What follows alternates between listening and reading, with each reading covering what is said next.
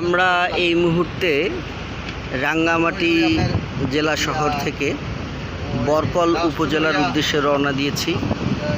আমাদের যাত্রাপথ হচ্ছে লঞ্চে করে। আমরা লঞ্চে করে যাচ্ছি এই মুহূর্তে বরকল একটি উপজেলা, রাঙ্গামাটির একটি উপজেলা, এবং এই বরকলে যাওয়ার একটাই পথ, সেটি হচ্ছে নৌপথ।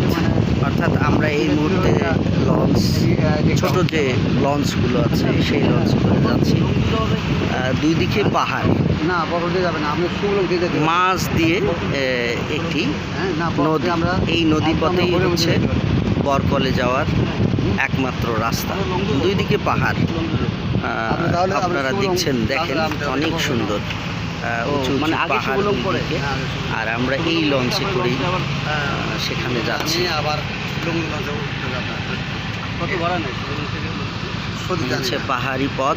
আর এই যে লঞ্চ, পানির তোর ঢেউ, বুঝতেই পারছেন যে আমরা কিভাবে যাচ্ছি। আমরা এখন যাচ্ছি বরকল।